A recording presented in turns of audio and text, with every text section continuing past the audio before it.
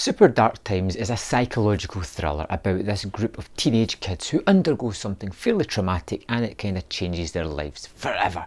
It is about these two main characters of Zach and Josh who, along with a couple of other friends, are just killing time, messing around, doing what kids do when a terrible accident happens and they are left with the ramifications of this accident. There is a death of one of their friends that one of them caused by mistake. And it kind of snowballs from there. And the movie was deeply upsetting and kind of unnerving at the same time, because these portrayal of kids are fantastic. They really act and talk like kids do at that kind of age range. And the thing that happens to them is something that you can see genuinely happening.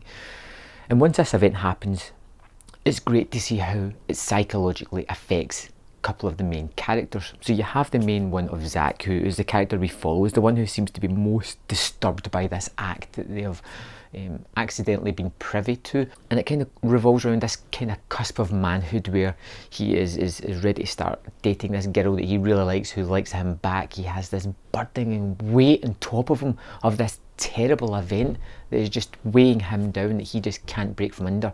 Then he has his best friend Josh, who seems to be going closed off. He seems to be making a drastic personality change, whether it be at school, outside of school. There is something unnerving about this kid. Something has just dramatically and intrinsically changed within this character. And the movie is really affecting. I found the slow-ish pace where it still evolves the characters but really builds a mood of tension and dread, and when it gets to the latter third of the movie, the suspense, the tension, everything is just weighing down on these characters, and you're literally biting your nails wondering where it's going to go to next, how this is going to evolve. Is it all in each other's minds? Has somebody snapped? Is it just paranoia because of what's happened?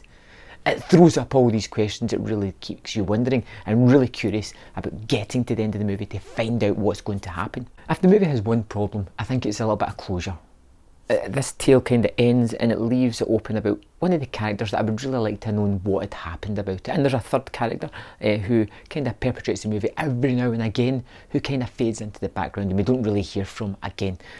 And I wanted to know what happened to these kids after everything was said and done.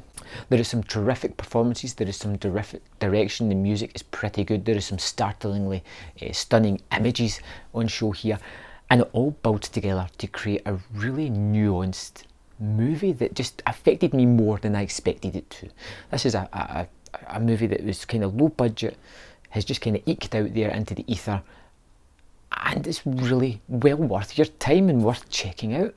I think the performances of Josh and Zach are really good. These two actors do particularly fantastic work, and there is a lot of weight on their shoulders, because if the movie, it won't hold any water if it isn't for these two guys. And the two guys do what they have to do perfectly well, and their changes in their characters feel natural and kind of evolutionary. Overall, I thought Super Dark Times was a movie that really grew on me. It took me a little while to get into it, but once I was in, I was fully engaged and with these characters on this journey, and had no idea where it was going to go. And usually you have a kind of feel for these things, but it went to places that I wasn't fully expecting, so it gave me that surprising factor. It looks great, scores great. It's generally just a wealth of entertainment here, and I gave Super Dark Times 4 out of 5. So if you've seen it, let me know in the comment box below, and I will see you next time on Man vs Film.